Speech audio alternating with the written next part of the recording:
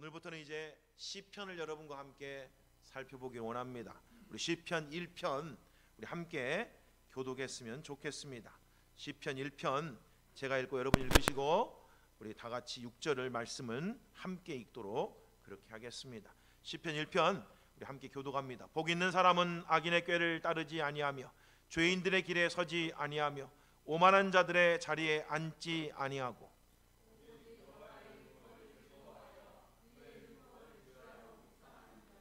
그는 시냇가에 심은 나무가 철을 따라 열매를 맺으며 그 잎사귀가 마르지 아니함 같으니 그가 하는 모든 일이 다 형통하리로다.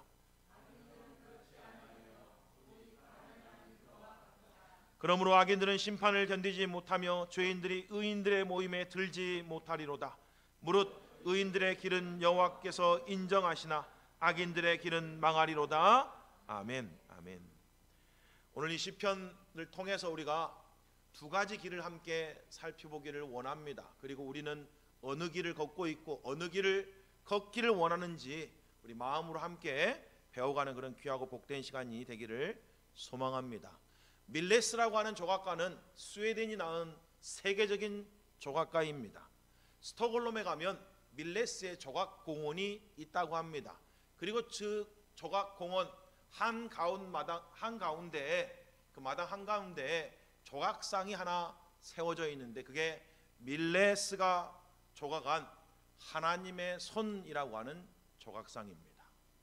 그게 어떻게 생겼냐면 그림으로 보여주면 훨씬 낫겠습니다만 큰 손이 하나 있고 그 위에 벌거벗은 남자가 손을 하늘 향해서 이렇게 세워져 있는 그런 조각상입니다.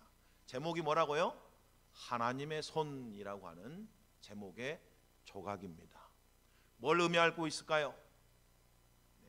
인간은 하나님의 손에서 벗어날 수 없다.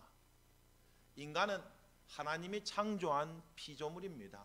인간은 하나님의 손에서 벗어나는 순간 큰 손 밑으로 떨어지는 거니까 파면을 맞이할 수밖에 없습니다 라고 하는 그런 의미를 담고 있는 그런 조각상이라고 합니다. 여러분이 다 알고 계시는 것처럼 예수님이 제자들에게 뭐라고 말합니까? 너희가 나를 떠나서는 아무것도 할 수 없다 라고 분명하게 말씀해 주지 않으셨습니까? 그럼에도 불구하고 사람들은 끊임없이 하나님으로부터 떠나기를 원합니다. 그게 자유라고 착각하고 있는 거죠. 흙을 떠난 꽃 여러분 한번 상상해 보십시오. 얼마 못 가서 시들어 죽지 않아요, 그렇죠? 물을 떠난 물고기처럼 하나님을 떠난 인간은 사실은 그렇게 행복할 수 없고 기쁘고 복 있는 삶을 살아갈 수가 없습니다. 에레미야서에서 말하고 있는 것처럼 내 백성이 저지른 두 가지 악이 뭐라고 말합니까? 복에 근원된 하나님을 떠나서 스스로 복을 얻으려고 하는 것. 그런데 안타까운 건 뭐예요? 스스로 복을 얻으려고 하는데 그 항아리가 터진 항아리라 그러잖아요. 아무리 채우려고 해도 밑 빠진 독 같은 인생이다. 채워지지 않는다. 그 갈증이 목마름이 해결되지 않는다. 하나님에 떠나서는 여러분 하나님은 인간을 만드시고 제일 먼저 하신 게 뭐예요? 복 주시는 일이었습니다. 복 주시는 일. 그래서 하나님은 우리에게 복을 주시는 성경은 하나님을 가리켜서 모든 복의 근원 되시는 분이십니다 라고 그렇게 우리를 가르쳐 주십니다. 그러니까 우리에게 있는 욕구들 인간이 뭔가를 갖고 싶고 뭔가를 얻고 싶고 뭔가를 성취하고 싶고 뭔가를 누리고 싶은 욕구는 사실은 너무 지극히 자연스럽고 당연한 욕구입니다. 그런데 문제는 뭐예요? 이런 것들을 엉뚱한 데 가서 찾는다 이 말이에요. 하나님 앞에 나오는 게 아니고 그렇죠. 하나님께 먼저 구하는 게 아니고 하나님을 더욱 신뢰하고 의지하는 게 아니고 자기 힘과 자기 노력으로 또 아니면 세상적인 방법을 쫓아 그걸 얻으려고 하는 것이 죄다. 그걸 얻으려고 하는 자체가 죄가 아니고 잘못된 근원을 통해서 잘못된 것을 통해서 그걸 얻으려고 하는 게 죄다 이렇게 말하는 거예요.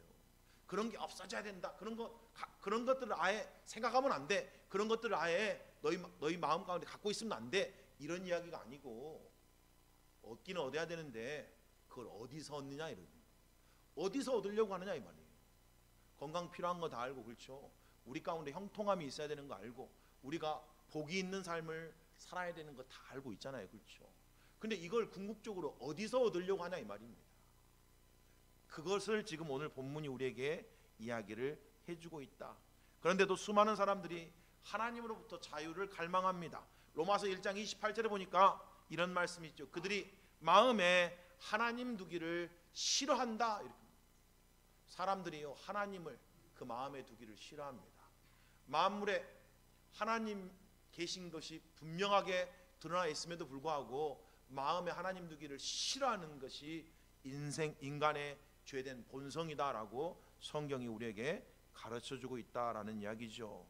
하지만 성경은 하나님 손 안에서 사는 것이 영원한 평화와 영원한 행복을 가져다 준다고 계속해서 끊임없이 우리에게 가르쳐주고 있습니다. 그리고 이 진리를 마음으로 믿는 것이 믿음이라는 거예요. 그래, 하나님 안에 사는 것이 행복한 거야. 하나님 안에서 사는 것이 복된 거야. 하나님 떠나서는 행복이라는 건 있을 수 없어. 하나님 떠나서는 진정한 복이라는 건 있을 수 없어. 이렇게 믿고 사는 것이 이게 중요하다 이 말이에요. 이게 믿음이라는 이야기예요. 오늘 우리에게 있는 믿음이 어떤 믿음인지를 돌아봤으면 좋겠습니다. 오늘 본문이 사실 그 이야기하고 있는 거죠. 시편 1편과 2편은 시편 전체 서론과 같은 그런 시편입니다. 게다가 여러분 시편 1편과 2편은 뭐가 없어요? 저자가 누군지 밝히고 있지 않습니다. 그런 의미에서도 서론적인 역할을 하고 있는 거죠. 그런데 시편 1편과 2편의 공통된 주제가 뭔지 아세요? 복 있는 사람입니다. 그래서 시편 1편 1절은 뭘로 시작해요? 복 있는 사람은 이라고 시작되고 시편 2편 마지막 12절은 뭘로 끝날까요? 네, 복 있다라는 말로 끝납니다. 여호와께 피하는 모든 사람은 다 복이 있느니라 라는 말로 끝나게 되어 있는 거죠. 그러니까 시편 1편과 2편은 복 있는 사람은 어떤 사람이야? 라는 게 가장 중요한 주제입니다. 그렇지 않는 사람은 또 어떤 사람이야? 이걸 밝히고 있는 거겠죠. 그렇죠? 저는 여러분들이 복 있는 사람이 되시기를 주님의 이름으로 축복합니다. 게다가 여러분 시편은요, 사실 시편 1편과 2편이 복에 대한 이야기로 끝나잖아요. 그러면 시편 150편 마지막은 뭘로 끝나겠어요? 할렐루야로 끝납니다. 할렐루야. 호흡이 있는 모든 자들아 여호와께 찬양할지어다. 할렐루야. 이게 150편 6절 말씀, 시편 마지막 구절의 말씀입니다. 하나님이 우리에게 복을 주셨으니까 마땅히 인간이 반응해야 될 반응이 뭐예요? 하나님을 찬양하는 거 아니에요. 그러니까 시편은 사실 인간이 하나님 안에서 복받는 비결이 뭐고, 그리고 그 복받은 인간이 하나님 앞에 어떻게 반응하고 살아야 되는가에 대한 이야기다, 이런 이야기예요. 복에 대한 이야기라고 마지막 가서는 할렐루야 여호와를 찬양하라 라는 말로 끝나고 있어요. 그래서 시편은 뭐예요? 찬송 아닙니까? 다 찬송하네. 근데 우리가 왜 찬송해요? 주님이 우리에게 은혜 베푸셨으니까 찬송하는 거죠. 주님이 우리에게 복 주셨으니까 찬송하는 거 아니에요? 주님이 우리를 구원하셨으니까 찬송하는 거 아니에요? 주님이 어느 때든지 우리와 함께 하시기 때문에 찬송하는 거 아니에요? 그 모든 시간 동안 우리와 함께 하셔서 우리에게 힘주시고 우리를 돌보시고 우리를 이끄시고 인도하시고 우리를 구원하시는 주님이시기 때문에 우리가 그를 찬송한다, 이런 이야기 아니에요. 자, 무엇보다도 시편 1편은 행복한 길과 멸망의 길에 대한 이야기를 합니다. 근데 이 행복한 길과 멸망의 길이 한 가지 태도에 달렸대요. 그게 뭐에 대한 태도일까요? 하나님 말씀, 율법에 대한 태도에 따라서 행복한 길을 가고, 그렇지 않으면 멸망의 길을 갑니다. 이게 시편 1편의 이야기입니다. 어떤 사람이 복 있는 사람입니까? 어떤 사람이 행복한 사람이에요? 어떤 사람이 잘 사는 삶을 사는 겁니까? 그것은 무엇에 달렸습니까? 우리의 태도에 대해서 달렸는데, 태도에 따라 달라있는데 뭐에 대한 태도요? 하나님 말씀, 율법을 어떻게 대하느냐에 따라서 행복한 삶을 살기도 하고 그렇지 못하는 삶을 살기도 합니다 라고 오늘 시편 1편이 우리에게 그렇게 가르쳐주고 있다라는 이야기입니다. 신명기 30장 15절 16절, 신명기서는 여러분이 알고 있는 것처럼 이제 이스라엘 백성들이 요단강을 건너기 바로 전에, 이제 모세가 하나님께 부름받아서 하나님께로 돌아가기 바로 전에 이스라엘 백성들에게 다시 시내산에서 있었던 그 율법을 다시 한번 설명해주고 다시 한번 선포하는 내용이 신명기입니다. 그래서 신명기라는 말 자체가 두 번째 율법이라는 그런 뜻이거든요. 그런데 거의 그 마지막에 신명기 30장 15절 16절에 모세가 이스라엘 백성들에게 이렇게 말합니다. 보라, 내가 오늘 생명과 복과 사망과 화를 네 앞에 두었나니. 이스라엘 백성들은 구원받은 주의 백성들입니다. 은혜 받은 주의 백성들이죠. 그런데 그들 앞에 뭐가 놓여 있어요? 생명과 복이 놓여 있고, 그것만 있는 게 아니고 또 뭐가 있습니까? 사망과 화가 같이 놓여 있다라고 그렇게 말합니다. 그러면서 계속해서 이렇게 이야기를 합니다. 대체 뭐가 우리를 생명과 복으로 인도하고 뭐가 우리를 사망과 화로 인도하냐라는 걸 설명하기 위해서 그 다음에 계속해서 이렇게 설명하고 있죠. 두었나니 곧 내가 오늘 네게 명령하여 네 하나님 여호와를 사랑하고 그 모든 길로 행하며 그의 명령과 규례와 법도를 지키라 하는 것이라. 그리하면 네가 생존하여 번성할 것이고 또 네 하나님 여호와께서 네가 가서 차지할 땅에서 네게 복을 주실 것임이니라. 뭐가 갈라요? 뭐가 우리를 생명과 사망으로 복과 화로 가른다고요? 하나님의 말씀. 하나님 말씀을 어떻게 대할 것인가? 하나님 말씀을 따라갈 건가 따라가지 않을 건가? 하나님 말씀을 귀하게 여길 건가 귀하게 여기지 않을 건가라고 하는 이 마음의 태도가 우리의 삶의 방향을 결정하고 우리의 삶의 선택을 결정하고 우리의 삶의 행동을 결정해서 거기에 따른 결과를 가져오게 됩니다 라고 성경이 우리에게 분명하게 말해주고 있다는 이야기죠. 여러분이 알고 있는 것처럼 율법은 하나님의 백성들을 향한 하나님의 선하신 뜻이 담겨있는 말씀입니다. 그러니 성경은 율법은 선하고 좋은 것이라고 우리에게 분명하게 이야기를 하고 있죠.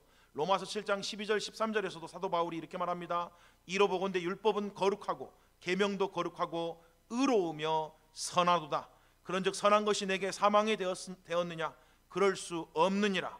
오직 죄가 죄로 드러나기 위하여 선한 그것으로 말미암아 나를 죽게 만들었으니 이는 계명으로 말미암아 죄로 심히 죄되게 하려 함이다.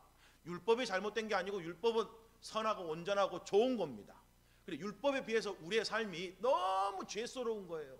거기에 못 미친다는 걸 율법을 통해서 가르쳐주고 있다. 그래서 율법이 오면 죄가 죄로 드러나게 되어 있습니다 라고 성경이 우리에게 그렇게 이야기를 해준 겁니다.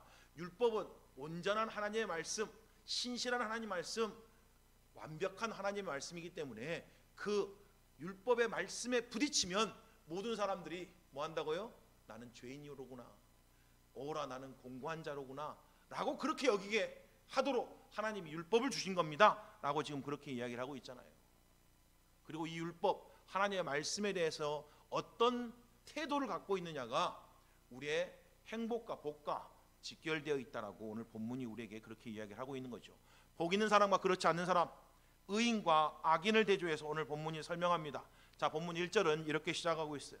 복 있는 사람은 악인의 꾀를 따르지 아니하며 죄인들의 길에 서지 아니하며 오만한 자들의 자리에 앉지 아니하고 라고 되어 있습니다. 복 있는이라고 하는 이 히브리어 아슈레라고 하는 단어가 시편에는 25번 기록되어 있습니다. 그리고 19번은 복 있는, 복 받은 이라고 하는 말로 번역되어 있고 나머지 6번은 행복한 이라고 번역되어 있습니다. 그러니까 같은 의미란 이야기죠. 그래서 쉬운 성경에 보면 행복한 사람은 이렇게 번역을 해놨죠. 복 있는 사람은, 행복한 사람은 어떤 사람이라는 이야기예요. 지금 그 이야기 하고 있는 거잖아요. 그렇죠? 복에 대한 이야기를 하고 있고, 그리고 시편 150편은 할렐루야라고 끝난다는 걸 여러분이 기억하면서 시편을 계속 읽어 나갈 수 있기를 주님의 이름으로 축복합니다. 그러니까 시편 전체는 그런 구조잖아요. 그렇죠? 그러니까 시편 개개인의 구조, 개개 시편의 구조도 비슷합니다. 하나님을 바라봅니다. 역경도 어려움도 있는데 나중에 하나님이 나와 함께 하시고 돌보실 것을 기억하니까 마지막은 항상 뭘로 끝나요? 주님께 감사하거나 주님께 찬양하거나 이걸로 끝나는 거잖아요. 그렇죠? 그러니까 중간에 있는 하나님의 나를 지키시고 보호하시고 구원하시는 건 뭐라는 이야기예요? 하나님의 은혜, 복이다 이 말이에요. 어떤 순간에도 하나님은 우리에게 복 주기를 원하시는 분이십니다. 어떤 순간에도 하나님은 우리를 구원하기를 원하시는 분입니다. 어떤 순간에도 하나님은 우리에게 은혜를 베풀기를 원하시는 분입니다 라는 것이 시편 전체의 이야기다. 그러니까 그 믿음을 놓치지 말아라. 그걸 붙들고 아무리 어렵고 아무리 힘든 삶 속에서도 어떤 반응을 하라는 이야기예요? 하나님께 찬양하는 삶을 살아라 이 말이에요. 어떤 순간에도 그러니 하나님께 할렐루야 여호와께 찬송할지어다 라고 그렇게 반응을 하라는 이야기예요. 그게 시편의 가장 중요한 주제다라는 걸 잊지 않으셨으면 좋겠습니다. 자, 복 있는 사람은 세 가지를 피한다고 말합니다. 세 가지를 하지 않는데요. 악인의 꾀, 죄인의 길, 오만한 자의 자리에 가지 않는다. 근데 이 세 가지는 각각 다른 이야기가 아니고 같은 이야기를 지금 하고 있는 겁니다. 특별히 악인이 죄인, 죄인이 오만한 자가 되는 그런 과정들을 설명하고 있는 거죠. 어떻게 우리가 악인이 되었다가 죄인이 되었다가 오만한 자가 되는지를 보여주고 있는 그런 내용인데, 특별히 동사가 굉장히 중요합니다. 따르다, 서다, 앉다라고 하는 이 표현들이 굉장히 중요하죠. 악인이라고 하는 이 단어의 의미는 하나님의 계명을 의도적으로 거부하는 사람을 의미합니다. 하나님의 계명을 의도적으로 거부하고 이 사람이 뭐 하는 거예요? 그런 사람들의 따라간다는 이야기죠. 그렇죠? 세상적인 가치관, 성경을 반하는 그런 가치관, 그런 철학들을 쫓아가려고 한다는 이야기예요. 쫓아가다가 어느 순간 씁니다. 서서 뭐 하는 거예요? 내 죄를 갖고 노는 거죠. 그러다가 절퍼덕 주저앉는다는 말은 뭔 말이에요? 이제 그 무리와 함께 섞여서 그 무리의 삶을 살아간다라고 하는 그런 이야기. 우리도 사실은 처음에는 사실은 죄를 쫓아가요. 그러다가 제 그 호기심에 멈춰 서게 되는 거죠. 그러다가 나도 모르게 죄 가운데 빠져 살아가는 그런 모습을 보이게 됩니다. 오만한 자라는 이 말은 교만한 자를 의미하지는 않습니다. 여기서 말하는 오만한 자는 어떤 사람이냐면 하나님이 없다라고 말하는 사람들입니다. 하나님을 조롱하고 비웃는 사람들을 말합니다. 특별히 여기서는 하나님의 계명, 하나님의 말씀을 조롱하고 비웃는 사람들을 오만한 자라고 그렇게 이야기를 하는 거죠. 시편 14편 1절에 와보면 다윗이 이렇게 노래합니다. 어리석은 자는 그의 마음에 이르기를 하나님이 없다 하는도다. 하나님이 없다 하니까 어떤 삶을 살아요? 그들은 부패하고 그 행실이 가증하니 선을 행하는 자가 없도다라고 그렇게 말합니다. 하나님을 비웃으니까 이런 사람들, 하나님의 진리를 조롱하니까 이런 사람들은 선을 행할 수가 없는 것 아니겠어요? 자, 복 있는 사람들은 소극적으로 어떤 삶을 살아요? 만나는 사람을 조심하는 삶을 삽니다. 더 깊이 들어가면 친구를 주의 깊게 사귄다 이 말이에요. 어떤 사람을 피해요? 악인들을 피합니다. 죄인들과 함께 서지 않습니다. 오만한 자리에 앉지 않습니다. 잠언 18장 24절에 보니까 이런 말씀이 있죠. 많은 친구를 얻는 자는 해를 당하게 되거니와 어떤 친구는 형제보다 친밀하니라. 무슨 이야기죠? 친구 가려 사귀라 이런 이야기 아니에요. 그렇죠? 아무나 덥석덥석 사귀지 말고 친구를 가려 사귀어야 된다. 그게 복 있는 삶을 살아가는 비결 중에 하나입니다 라고 지금 그렇게 이야기하고 있지 않습니까? 자, 그럼 어떤 사람을 조심해야 된다냐?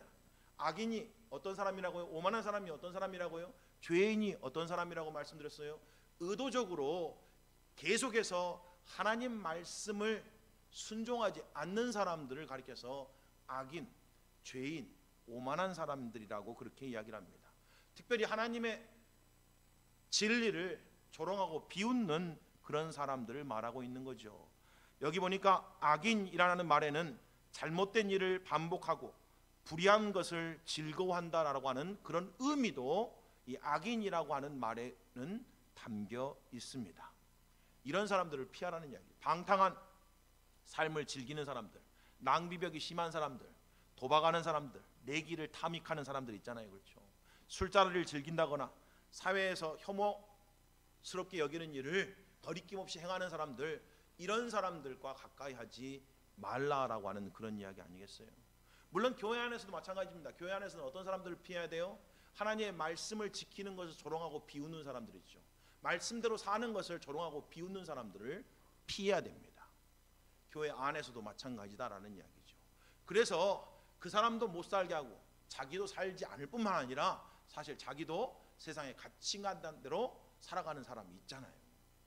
교회에서는 단순히 예배만 드리고 세상에서는 세상대로 살아가는 사람들 있잖아요. 그리고 경건하게 살려고 하는 사람들을 조롱하고 비웃는 사람들, 가볍게 여기는 사람들과 가까이 해서는 안 된다, 이런 이야기예요. 그게 여러분이 복받는 행복한 삶을 살아가는 첫 번째 비결이라고 오늘 본문이 우리에게 그렇게 이야기를 해주고 있는 겁니다. 자, 두 번째로는 적극적으로는 어떻게 살아야 됩니까? 오직 여호와의 율법을 즐거워하여 그의 율법을 주야로 묵상해야 된다고 말합니다. 여기 보니까 오직이라는 말은 사실은 원문에서는 훨씬 더 중요하다고 하는 그런 의미를 강조하고 있습니다. 진실로, 참으로라고 하는 그런 뜻이죠. 예수님의 복음서에 보면 예수님 말씀하실 때 강조하기 위해서 진실로 이런 말씀 많이 하시잖아요. 그렇죠? 지금 그런 의미입니다. 앞에 것도 중요하지만 더 중요한 게 있어. 그건 뭐예요? 말씀을 묵상하는 삶, 말씀을 즐거워하는 삶을 살아라, 이 말이에요. 그런 사람들, 죄인들, 악인들, 오만한 사람들을 피하는 것도 중요하지만 더 중요한 게 있습니다. 뭐예요? 하나님의 율법을 즐거워하십시오. 그리고 주야로 그거를 묵상하는 삶을 사십시오. 그게 복 있는 삶을 가져다 줄 겁니다. 그게 복 있는 사람입니다 라고. 참으로 복 있지 않냐, 참으로 행복한 사람이 아니야, 사실은 원래 그런 의도가 담겨 있습니다. 이런 사람이 행복한 사람이야, 이렇게 사실은 본문 1절이 시작하는 게 맞거든요.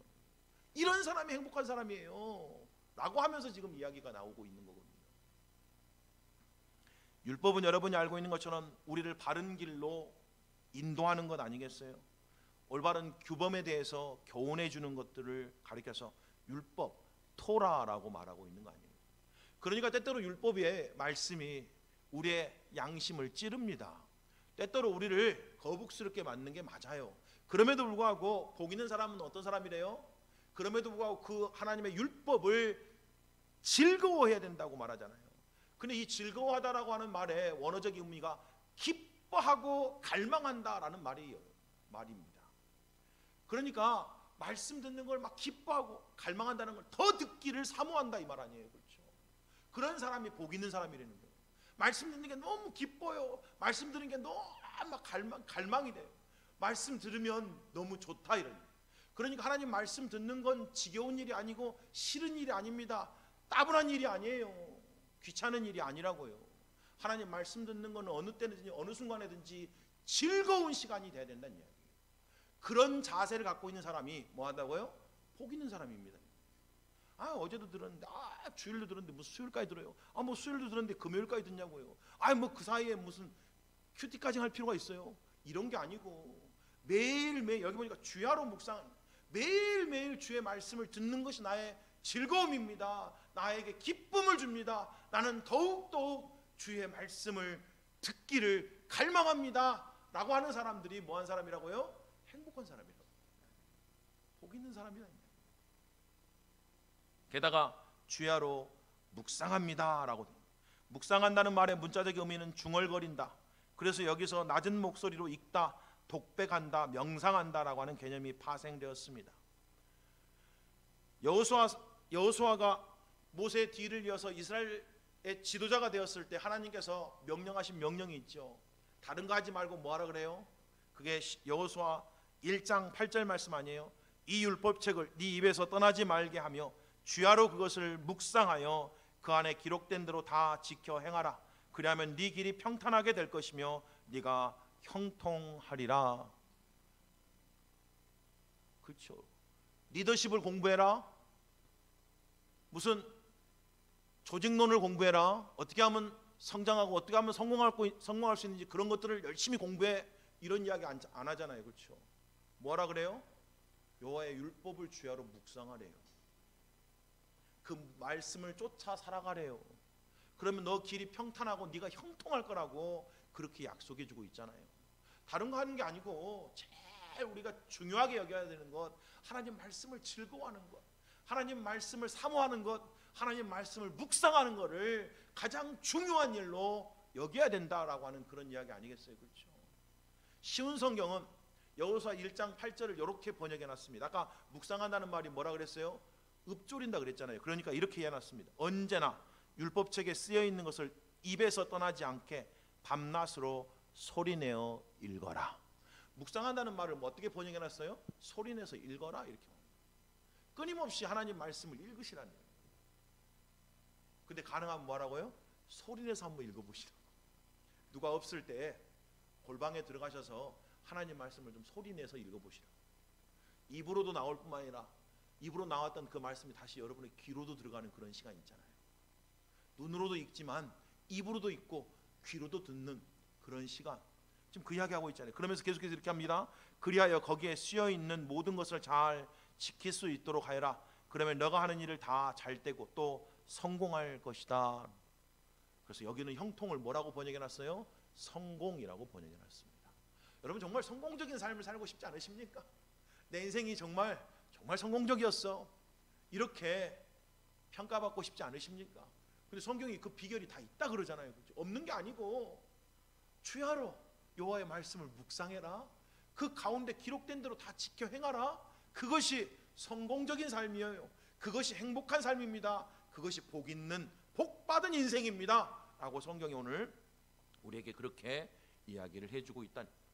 자, 이제 의인과 악인의 실상에 대해서 3절 4절이 우리에게 가르쳐주고 있습니다. 자, 여러분이 아까 봤던 것처럼 악인들은 어떻게 살아요? 악인들은 죄인의 길을 악인들의 꾀를 따라가고 죄인들의 길에 서고 오만한 자리에 앉는 것, 이게 악인들의 모습이잖아요. 점점 어떻게 해요? 죄를 쫓아서 결국 하나님을 멀리 떠나서 죄인들과 함께 하나님의 말씀을 비웃고 조롱하는 삶으로 나가는 게 악인들의 모습이다라고 지금 이야기를 해주고 있는 거죠. 반면에 의인들은 어떤 사람이에요? 하나님 말씀을 더욱 기뻐하고 하나님 말씀을 더욱 갈망하고 더욱 사모하고 그 말씀을 주야로 묵상하는 사람들이 뭐예요? 복 있는 사람이다, 의인입니다 라고 지금 그 이야기입니다. 악인과 의인의 차이는 하나님의 말씀을 어떻게 대하는지, 하나님에 대해서 점점 멀어지려고 하는 사람들이 악인인 거고 하나님 말씀에 더욱더 가까이 나가려고 하는 사람들이 의인이라고 오늘 시편 1편이 우리에게 그렇게 가르쳐주고 있는 거죠. 그리고 그런 사람들은 어떤 모습인지에 대해서 3절 4절이 우리에게 이렇게 이야기합니다. 3절에 보니까 의인의 실상을 이렇게 설명하고 있죠. 그는 시냇가에 심은 나무가 철을 따라 열매를 맺으며 그 잎사귀가 마르지 아니함 같으니 그가 하는 모든 일이 다 형통하리로다라고.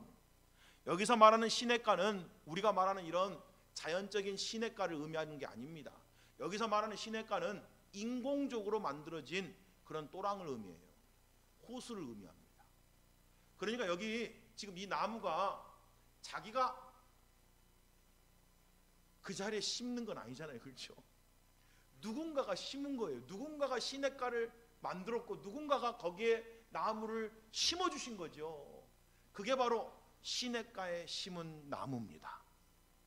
누가 그렇게 하신 거예요? 하나님 하신 거 아니에요. 그렇죠? 하나님이 시냇가에 심겨주신 나무라고요.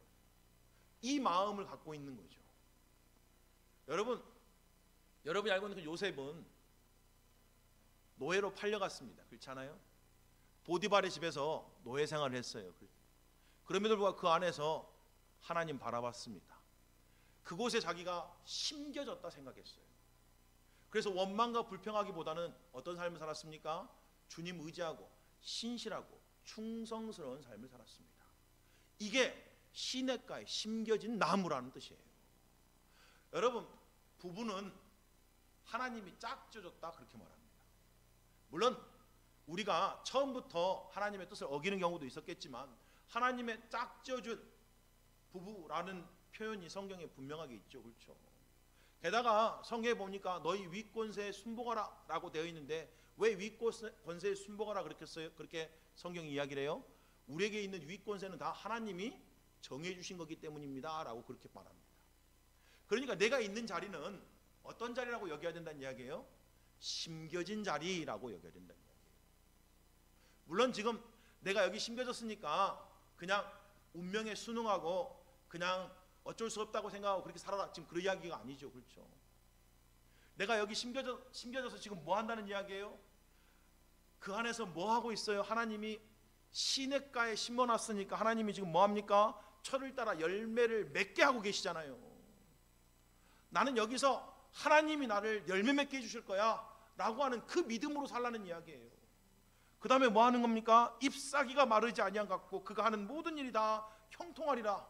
이 구절을 보면 정확하게 보디발의 집에서 노예 생활하고 있는 요셉이 떠오르잖아요. 다니엘이 떠오르지 않습니까? 나이가 15, 16밖에 안 됐는데 전쟁 포로로 그가 바벨론으로 잡혀갔잖아요. 그런데 그곳에서 그는 어떻게 살았습니까? 원망하고 불평하기보다는 하나님의 말씀대로 살겠다고 결단했다, 이렇게 말하잖아요. 그랬죠?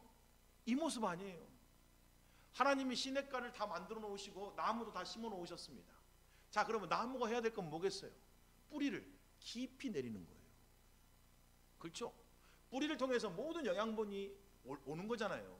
하나님이 이미 시냇가라고 하는 복의 근원을 그 옆에 다 만들어 놓으셨습니다. 그 옆에다가 나무도 심어 놓으셨어요. 그래서 이제 그 뿌리가 시냇가에 닿아서 날마다 그 뿌리를 통해서 뭐예요? 물을 공급받으면 열매는 자연스럽게 맺히게 되어 있는 거 아니에요? 그렇죠? 그래서 요한복음 15장이 그 말씀을 그대로 하고 있는 거잖아요. 너희가 내 안에 거하면 뭐 한다고요? 열매를 자연스럽게 맺힌다고요. 내 안에 거하기만 하면 열매는 자연스럽게 맺히는 거지. 그러니까 그리스도인들은 뭐 하기를 힘써야 되는 거예요? 열매 맺기를 힘쓰는 게 아니고 주 안에 거하기를 힘쓰는 겁니다. 주님께 가까이 가기를 힘쓰는 거라고요. 주님만 붙들기를 힘써야 되는 거고 주님만 의지하기를 힘써라, 이 말이에요. 나무가 자기 스스로 열매 맺을 수는 없습니다. 열매가 맺혀지는 거예요. 마르지 않는 겁니다. 지금 그 이야기하고 있는 거잖아요. 그렇죠? 모든 일을 다 형통하게 하신다고요. 이 모든 이유가 하나님이 심겨놓으셨으니까. 게다가 그 심겨놓은 자리에 하나님이 이미 다 시냇가를 예비해 놓으셨다, 이렇게 말하잖아요. 여러분은 우리의 삶에 하나님이 이미 다 우리의 모든 필요를 다 채울 준비를 다 해 놓으셨습니다. 성경에 그걸 끊임없이 우리에게 가르쳐주고 있잖아요. 우리 앞에 있는 바다가 갈라지지 않으면 어떻게 한다고요? 그 위를 걷게 하신다고요. 성경이 그렇게 말하잖아요. 그렇죠? 에베소서 1장 3절 제가 너무너무 좋아하는 구절 중에 하나인데 그리스도 예수 안에서 하늘에 속한 모든 신령한 복으로 너에게 복 주셨다라고 되어 있잖아요. 우리는 복이 없어서가 아니고 이미 우리는 복의 복덩어리들입니다. 이미 예수 안에서 모든 걸 다 소유하고 있는 사람들이에요. 그 안에 무궁무진한 하나님의 능력과 지혜가 우리에게 다 있다, 이 말이에요. 그래서 성경은 우리를 질그릇 안에 뭐가 있다고요? 보배가 있다 그러잖아요. 그리고 그 보배가 곧 예수 그리스도라고 성경이 분명하게 이야기하고 있지 않습니까? 그거를 믿고 살아가는 삶을 의미한다라는 이야기입니다. 디모데전서 6장 11절 12절에도 이런 말씀이 있습니다. 오직 너 하나님의 사람아 이것들을 피하고, 그렇죠, 죄인들의 길, 악인들의 길을 피하고 의와 경건과 믿음과 사랑과 인내와 온유를 따르며 믿음의 선한 싸움을 싸우라. 영생을 취하라. 이를 위하여 네가 부르심을 받았고 많은 증인 앞에서 선한 증언을 하였도다. 우리에게도 똑같은 이야기를 하고 있잖아요. 그렇죠? 신약에도 똑같은 이야기를 하고 있지 않습니까? 믿음의 선한 싸움을 싸워라. 믿음을 지켜나가라. 아, 하나님이 나와 함께하고 계시는구나. 하나님이 내게 필요한 모든 것을 다 허락해 주셨구나. 그래서 여기서 말하는 형통은 원래 의미가 거칠 것이 없이 돌진한다라고 하는 의미를 담고 있습니다. 그러니까 형통이라는 건 실패 속에서도 성공 속에서도 주님 믿는 믿음으로 끝까지 믿음의 길을 나아간다. 이게 형통이에요. 여러분, 우리는 형통이라는 말을 만사형통이라는 말을 많이 써서 형통이라는 게 아무 어려움도 없고 아무 힘든 일도 없고 뭐 아무 아픈 것도 없고 모든 것이 잘 되는 게 형통이라고 생각하는데 성경이 말하는 형통은 그게 아니고 어떤 순간에도 끝까지 주님과 함께하는 게 형통이라는 거예요. 어떤 순간에도 끝까지 하나님과 연합해서 살아가는 것을 그걸 가리켜서 형통이라고 그런다고요. 지금 그 이야기하고 있는 거예요. 뿌리를 깊이 내려서 주님 붙들면 어떤 어려움 속에서도 주님 붙들면 여러분의 삶이 형통하게 될 겁니다. 주님과 동행하는 삶을 살게 될 겁니다. 그리고 그것이 궁극적으로 복 있는 삶입니다 라고 우리에게 가르쳐주고 있다는 이야기예요. 여러분, 세상적인 관점에서 성공했냐 실패했냐 그런 이야기가 아니고 성경적인 관점에서 주님과 끝까지 함께했냐, 믿음의 선한 싸움을 끝까지 싸웠냐, 그게 성공과 실패를 규정한다 이 말이에요. 사랑하는 성도 여러분, 우리 끝까지 믿음의 선한 싸움을 싸우는 저와 여러분 되시기를 주님의 이름으로 축복합니다. 자, 그런데 악인은 전혀 다른 모습이잖아요. 4절 뭐라고 됐어? 악인들은 그렇지 아니하며 오직 바람에 나는 겨와 같도다. 그렇지 않는다, 이 구절이 사실은 70인역에는 히브리어가 헬라어로 쓰인 70인역에는 이중부정으로 적혀 있습니다. 그렇잖아 그렇잖아 이런 말이에요. 두 번이나 강조하고 있어요. 의인들은 이런 삶을 살지만 악인들은 그렇잖아요, 절대 그렇잖아요, 지금 그렇게 이야기를 하고 있는 거죠. 악인들은 어떤 삶을 살아요? 오직 바람에 나는 겨와 같다. 자, 여러분, 나무는 고정되어 있잖아요. 그렇죠? 겨는 지금 여기 어떻게 됐어요? 바람에 날아다니고 있대요. 겉으로 보면 누가 훨씬 자유로워요? 겨가 훨씬 자유롭죠. 나무는 꼼짝 못 하잖아요. 내 인생 맨날 이렇게 꼼짝도 못 하고 여기서 그냥 꼼짝도 못 하는 인생이네. 어디 가지도 못하고 그냥 꼼짝도 못 해. 나무는 어디 가지를 못 해요. 그렇죠? 겉으로 보면 나무가 훨씬 더 부자연스럽고 자유가 없는 것 같잖아요. 그렇죠? 그런데 여러분, 겨가 자유로운 것 같지만 사실은 겨는 자기 자유가 아니죠. 그렇죠? 겨는 자기가 뭐 가고 싶어서 가는 게 아니잖아요. 사실은요. 겨는 뭐에 따라서 날아다녀요? 바람에 따라 날아다니는 거예요. 그러니까 사람이 하나님 떠나면 자유로운 삶을 산다고 착각하지만 사실은 하나님 떠나면 성경은 뭐라고 말해요? 사탄의 종으로 산다, 그렇게 말하는 거예요. 자유로운 삶이 아니고 사실은 사탄의 종으로, 사탄의 노예로, 사탄이 움직이는 대로 움직이는 것 뿐인 거지 진정한 자유를 누리는 게 아닙니다, 이렇게 말해요. 반면에 오늘 본문은 뭐라고 말해요? 시냇가에 심겨진 나무는 자유롭지 않는 것 같지만 사실 뭐예요? 열매를 끊임없이 맺고 있다. 이게 열매를 맺다, 이게 미완료 시제거든요. 한 번만 맺고 마는 게 아니고 끊임없이 열매 맺는 삶을 산다 이 말입니다. 마르지 않는다, 어떤 환경 속에서도 마르지 않는다, 그렇게 이야기를 하고 있잖아요. 그러니까 어떤 게 복 있는 삶이냐, 주님 안에 있는 거, 예수 믿는 거, 그렇죠? 교회 다니는 거, 사람들이 보면 정말 부자연스럽지 않아요? 너는 자유도 없다, 너 하고 싶은 것도 못하지 않냐? 뭐 사람들이 맨날 그렇게 조롱하고 비웃잖아요. 그러면서 자기들은 자기 마음대로 살고 있다고 생각하잖아요. 근데 성경은 뭐라고 말해요? 그런 사람은 바람에 나는 겨 같다는 거예요. 무가치한 거 아니에요, 그렇죠? 의미가 없는 인생이에요. 근데 사실은 자기 자유가 있는 게 아니고 사탄의 노예로 살고 있는 겁니다. 게다가 거기에는 열매가 없는 삶이잖아요. 그렇잖아요? 근데 여기 딱 하나님 손안에 딱 고정되어 있는 우리는 시냇가에 심겨진 나무 같답니다. 그거를 우리가 어떻게 해요? 믿는 게 믿음이랍니다. 그걸 믿는다. 그래서 우리는 그 믿음이 있으니까 지금 여기 와서 예배하고 있는 거예요. 그 믿음이 있으니까 주님 붙들고 살아간다는 이야기예요. 세상대로 사는 것이 자유로운 게 아니고, 내 마음대로 살아가는 게 자유로운 게 아니고, 이걸 떠나서 살아가는 게 자유가 있는 게 아니고, 더욱더욱 주님께 매달려 주님의 뜻대로 살아가는 것이 진정한 자유다라는 걸 알기 때문에 그것이 진정한 행복이고, 그게 진정한 만족과 기쁨을 주고 우리에게 진정한 가치와 의미를 부여할 것을 알기 때문에 그 길을 가는 것, 그게 믿음이다 이 말이에요. 그게 우리 마음 가운데 분명하게 결론이 나야 됩니다. 이게 결론이 안 나면 끊임없이 세상과 신앙을 저울질하는 삶을 사는 거죠. 뭐가 더 좋을까? 뭐가 더 유익할까? 어떤 길을 가야지 나한테 뭐 만족을 줄까? 끊임없이 이런 거잖아요. 그런데 참된 성도는 이미 그 마음에 결론이 나야 됩니다. 시편 1편 같이 복 있는 사람은 이런 사람이에요 라는 게 우리 안에 확정되고 확정돼야 된다는 이야기예요. 지금 그 이야기하고 있는 겁니다, 여러분. 자, 그래서 이 두 사람의 마지막도 달라진다 그러잖아요. 5절 6절이 5절에 보니까 그러므로 악인들은 심판을 견디지 못하고 죄인들이 의인들의 모임에 들지 못하리로다. 궁극적으로 결과적으로 마지막에 가면 마지막 심판 가운데 악인들은 견딜 수가 없습니다. 이렇게 말합니다. 인생을 사는 것도 사실 바람에 나는 겨 같은 인생이지만, 그런데도 자기들은 자유롭다고 막 떠들지 모르겠지만, 그런데도 불구하고 자기들은 뭐 잘 산다고 막 자랑할지 모르겠지만, 오만한 자가 자리에 앉아서 하나님의 진리를 비웃고 조롱하고 살지는 모르겠지만, 결국은 어떻게 된다고요? 마지막 심판의 날에 그들은 의인들의 무리에 들지 못합니다. 그들은 심판을 견딜 수가 없습니다 라고 분명하게 말하잖아요. 마태복음 25장 31절부터 심판에 대해서 말하잖아요.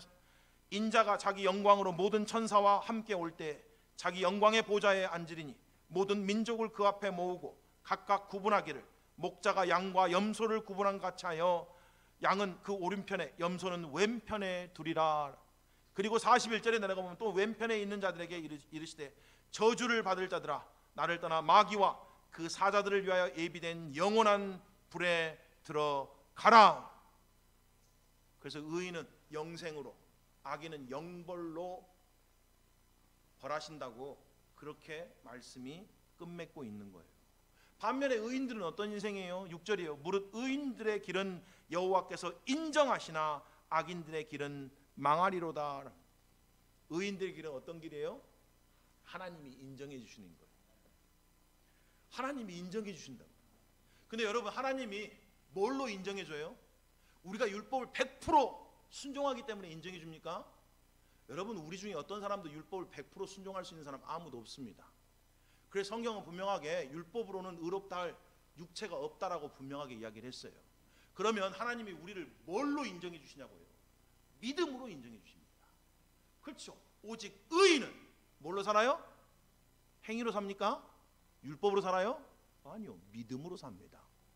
믿음으로 산다고요. 어떤 믿음으로요?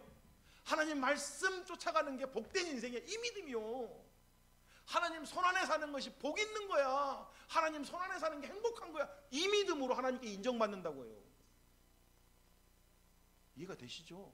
하나님 떠나 사는 게 자유로운 게 아니고, 하나님 떠나 사는 것이 행복한 게 아니고, 하나님 안에 사는 것이 복 있는 겁니다. 하나님 안에 사는 것이 마치 시냇가에 심겨진 나무 같은 인생입니다. 이렇게 고백하고 사는 그 믿음을 하나님이 마침내 인정해 주신다 이 말이에요.